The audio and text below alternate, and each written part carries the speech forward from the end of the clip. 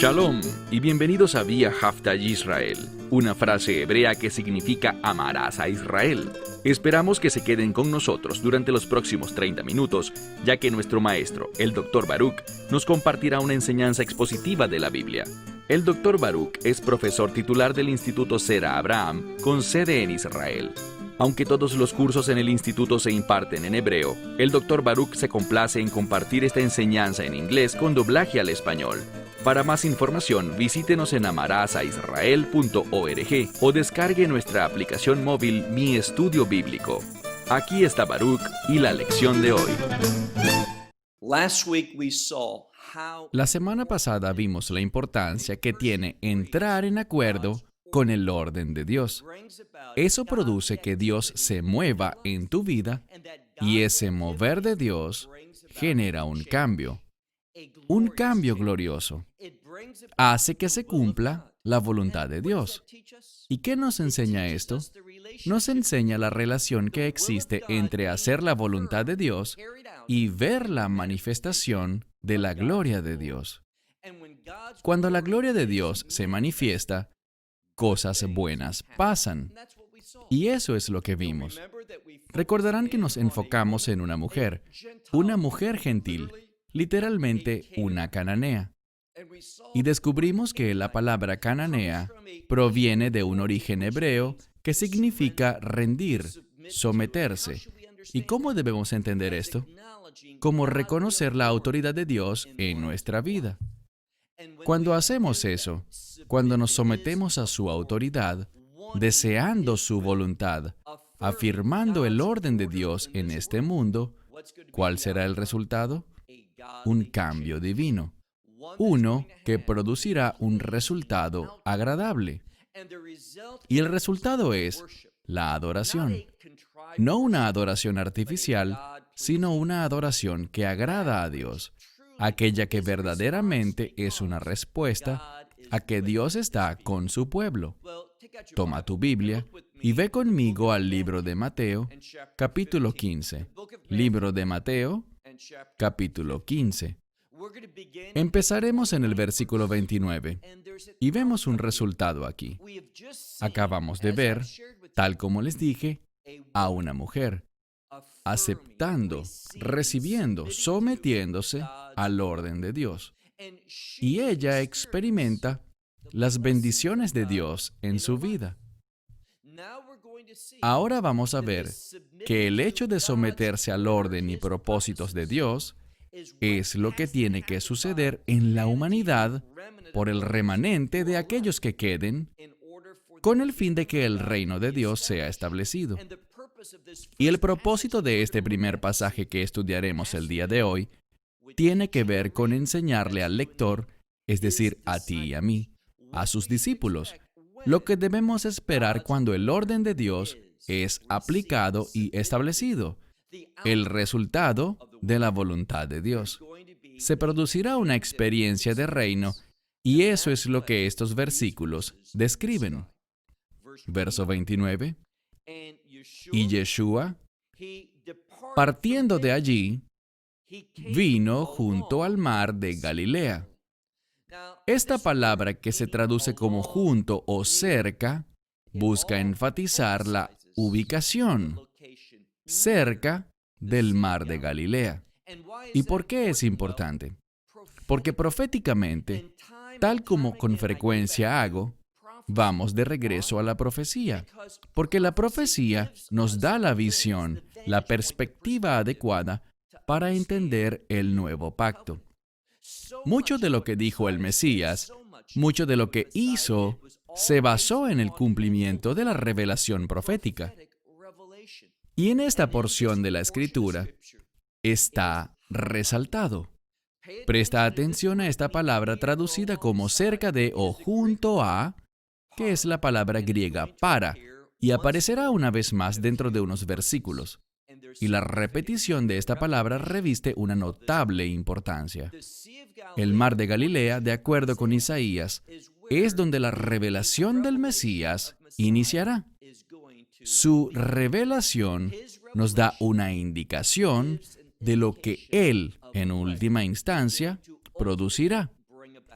Así que ahora tenemos un adelanto de ello aquí, en el mismo lugar que Isaías reseñaba con énfasis, tal cual lo hace ahora el relato de este evangelio. Y Yeshua, es decir, Jesús de Nazaret, partió de allí y vino cerca del mar de Galilea, y subió al monte y se sentó allí. Esta palabra allí le da un énfasis a esta última frase. Tenemos que entenderla una vez más desde un punto de vista profético. Piensa en la palabra monte o montaña por un instante. Un monte proféticamente se relaciona frecuentemente con un lugar de gobierno, un trono de autoridad y dominio. Y esto tiene implicaciones de reino. Sabemos algo. El reino iniciará cuando el Rey de Reyes y Señor de Señores, hablo de Jesús mismo, cuando Él tome su trono en la santa ciudad de Jerusalén, para gobernar durante 1000 años en el reino milenial. Y ahora veremos un adelanto. Lo que harán los siguientes versos es enseñarnos lo que debemos esperar en el reino milenial, en el reino de Dios, el orden que se establecerá.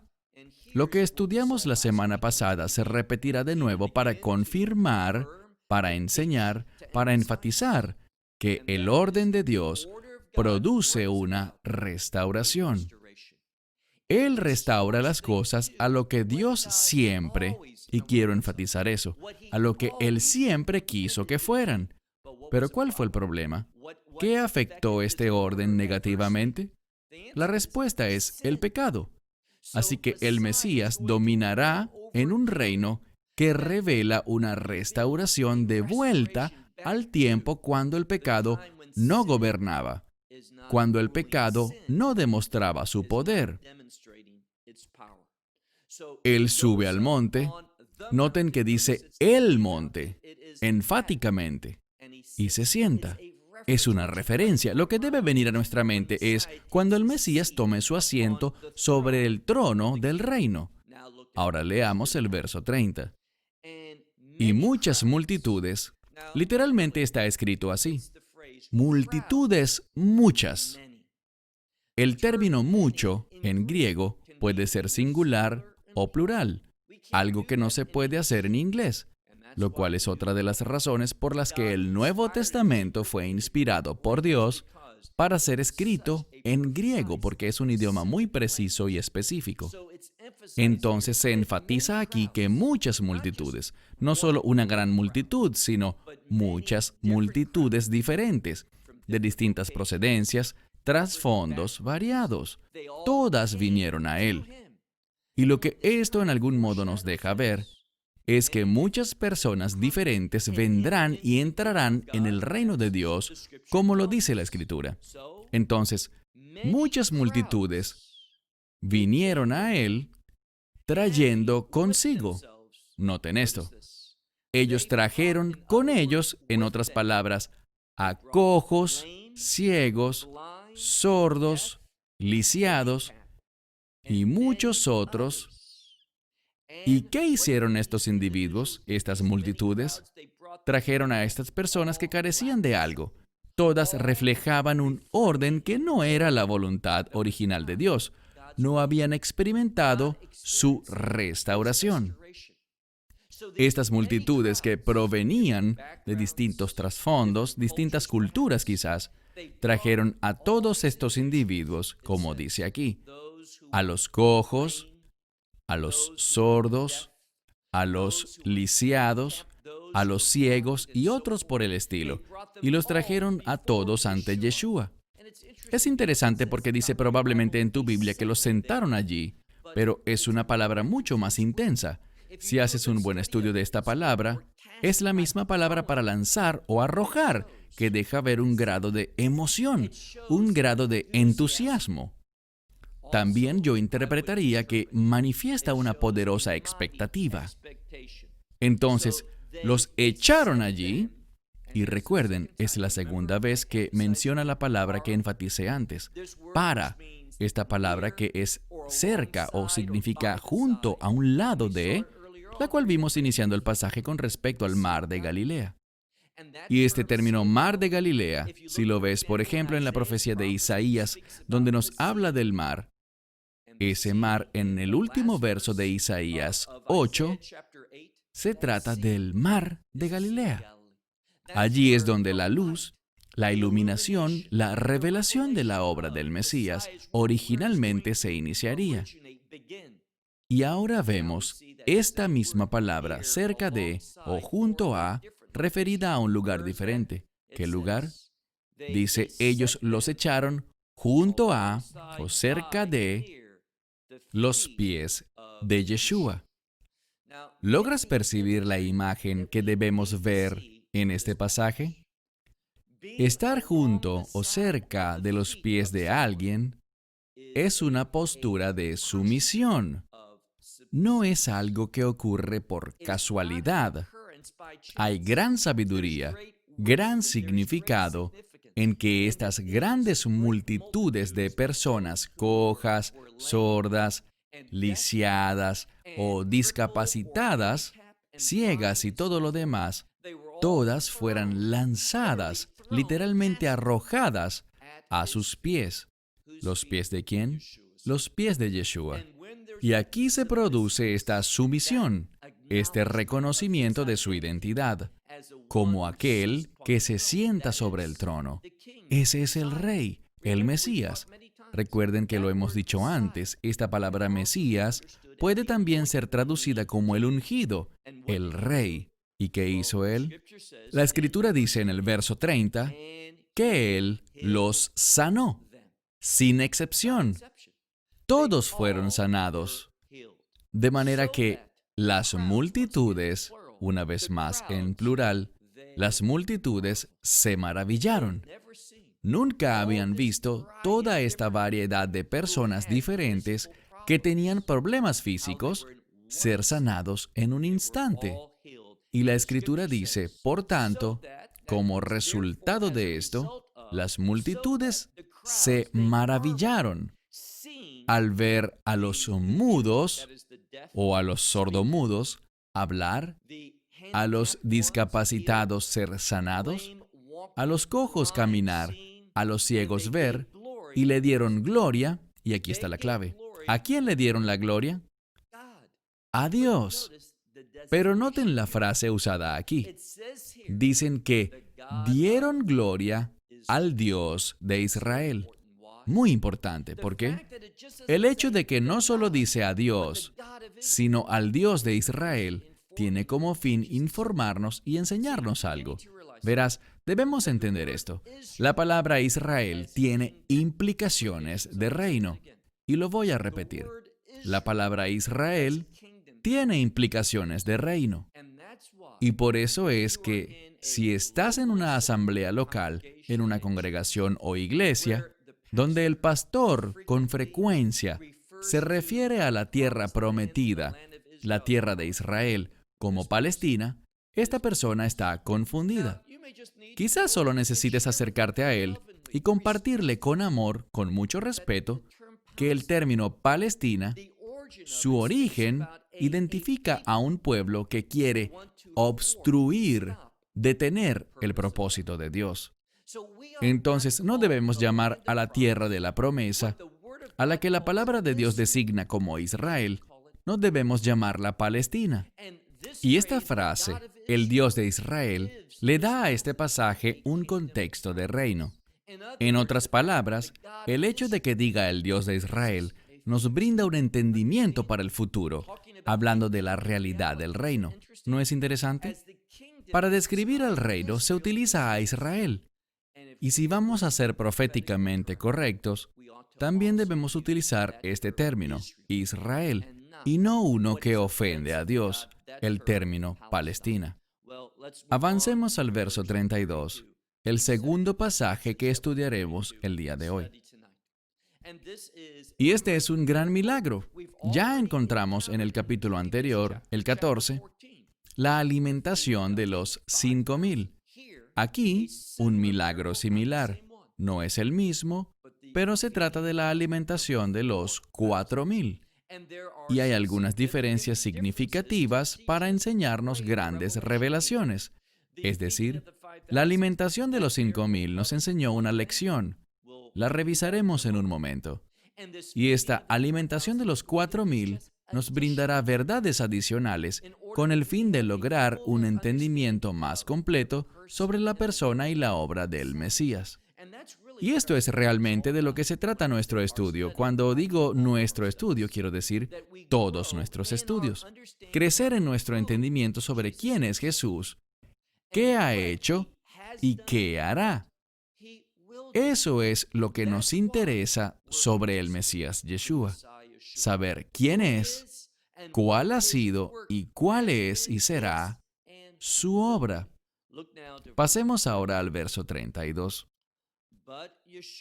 Y Yeshua, llamando a sus discípulos, entonces Él está hablando directamente con ellos. Les dice, y noten esto, hay una conexión de lo que acabamos de estudiar sobre este gran milagro de multitudes sanadas, de esta gran multitud de gente enferma, gente que estaba sorda, que estaba paralizada, que cojeaba o estaba ciega. Hay una conexión entre estos eventos. Están en el mismo lugar y Yeshua inmediatamente después llamó a sus discípulos y les dijo, tengo misericordia por la multitud. La pregunta que debemos hacernos es, ¿qué produjo esta misericordia? ¿Esta compasión? Que es otra manera como podríamos entenderlo. La palabra aquí viene de un origen griego que significa sentir algo en tu estómago. Es una palabra de compasión, una palabra de gran preocupación, una palabra que causa que uno actúe con el fin de aliviar el sufrimiento de una persona. ¿Y de qué está hablando él aquí? El versículo entero. Mira de nuevo el verso 32. Y Yeshua, llamando a sus discípulos, dijo, tengo compasión por la multitud. Porque hasta este momento, y esta palabra es enfática, hasta este momento, 3 días, ellos se han quedado, es decir, que ellos han permanecido con Él continuamente por 3 días. ¿Por qué 3? El 3 tiene el propósito de revelar algo. Y aquí se nos revelará una verdad bíblica importante con este milagro de la alimentación de los 4,000. Él siente compasión. Ellos han permanecido con Él ya por 3 días y ellos querían seguir estando allí con Él. Ellos no eran quienes estaban pensando en comida, pero Él sí. Y dijo, y no tienen que comer. Entonces, 3 días ellos estuvieron presenciando grandes milagros, sanidades, y en medio de todo esto Él iba enseñando.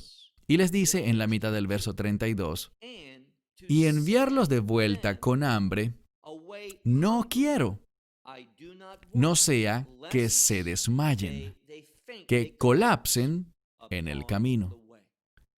Él está preocupado por su condición física. Hemos visto un milagro en el que Él se preocupa por su condición espiritual.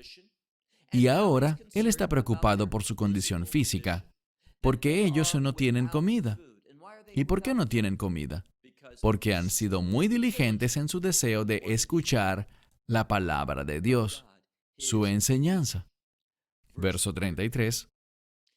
Y sus discípulos le dijeron, bien, es interesante, casi siempre que se da el caso de que Yeshua quiere hacer algo, Él está pensando en esta dirección y sus discípulos están pensando en algo totalmente diferente. Y este es un mensaje para nosotros, porque nosotros somos sus discípulos y debemos asegurarnos de que estamos pensando como Él piensa. Esto es futilidad. Futilidad es cuando intentamos hacer que Dios esté de acuerdo con nosotros, cuando queremos que Él piense como nosotros pensamos, pero eso no está bien. Lo que debemos hacer es rogarle que sea Él revelándonos a nosotros sus pensamientos, cómo Él ve las cosas, su perspectiva. y así luego tener un gran deseo por llevarlo a cabo. Lo que quiera Él revelarnos, eso es lo que nosotros desearemos. Entonces los discípulos le dicen, ¿de dónde esto es con nosotros? Es una expresión que quiere decir, ¿de dónde vamos a sacar? ¿Dónde están ellos? En el desierto, donde no hay nada. Hemos aprendido que este desierto, siempre que la Escritura nos hable de un desierto, busca traer a la historia un contexto diferente. ¿Cuál será? Uno de dependencia, uno de confianza, de esperar plenamente en Dios. Y este es el problema. Los discípulos tenían dificultad para confiar en el Mesías, para descansar en Él, para depender de Él. ¿Y sabes qué? Ese es probablemente tu problema y el mío también. Verás, nuestra tendencia es a confiar en nuestro propio entendimiento. No hagas eso. Eso es exactamente lo que el enemigo quiere que hagas.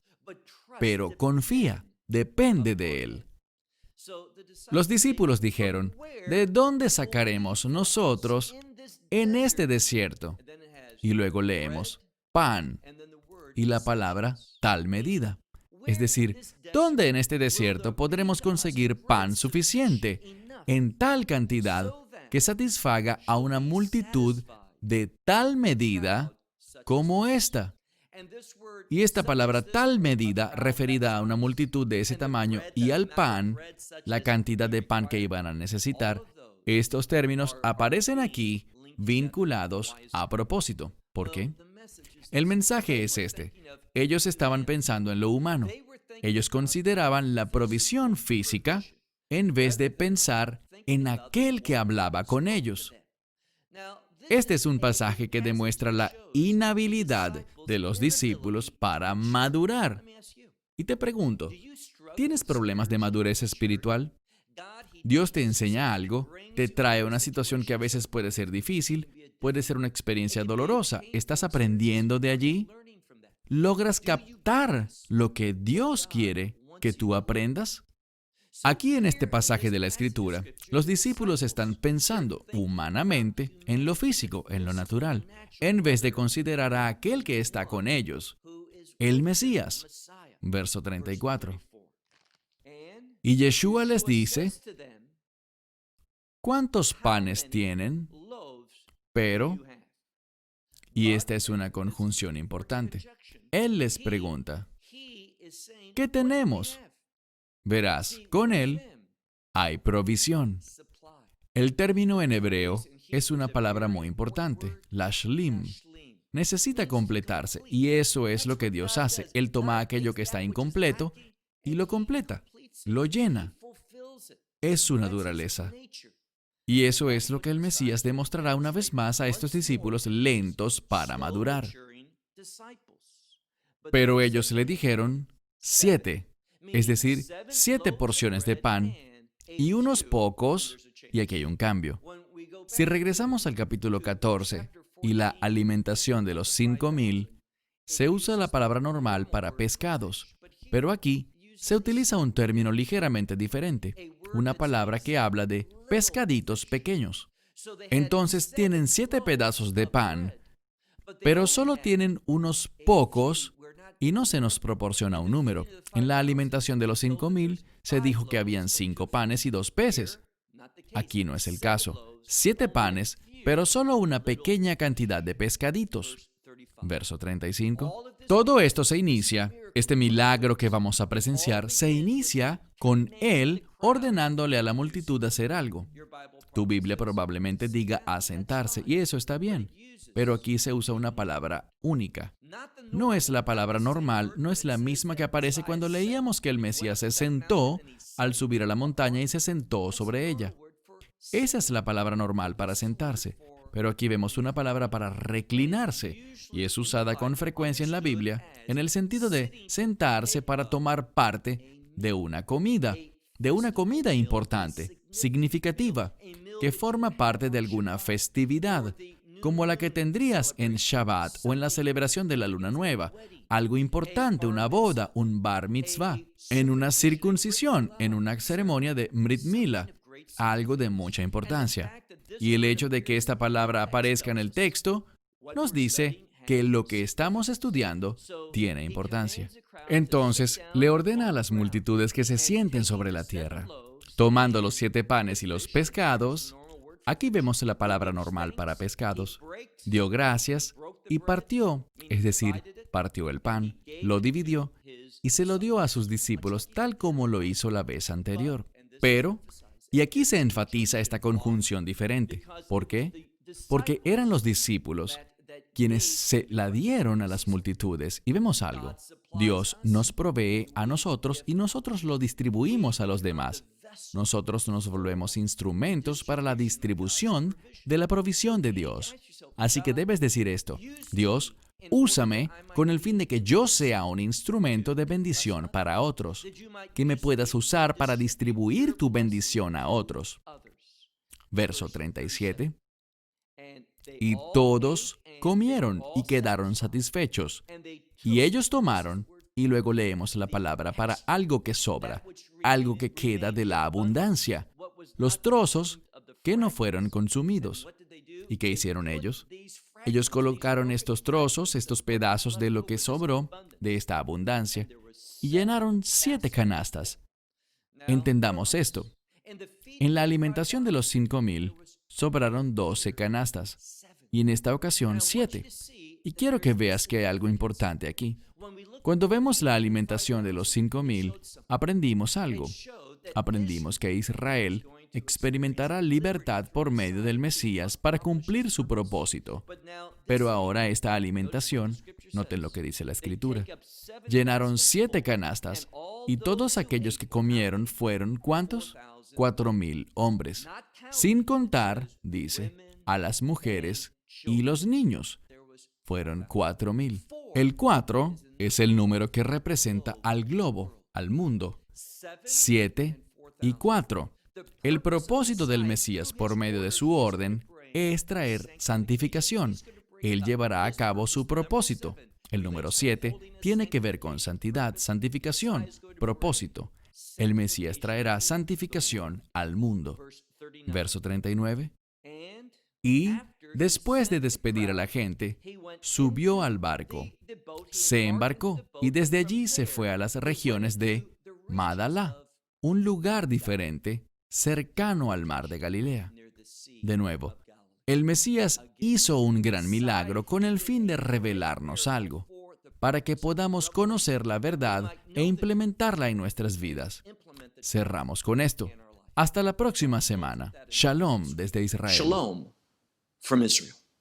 Esperamos que te hayas edificado con el mensaje de hoy y lo compartas con otros. Te invitamos a seguir nuestros estudios cada semana por este canal y por el portal de YouTube de Amarás a Israel. También puedes descargar nuestra aplicación móvil gratuita, Mi Estudio Bíblico. Finalmente, para obtener más información sobre nosotros, visita nuestra web amarasaisrael.org, donde encontrarás otras conferencias de Baruch en audio, video y texto. Hasta el próximo programa. Que el Señor te bendiga en Yeshua HaMashiach, Jesús el Mesías, mientras caminas con Él. Shalom desde Israel.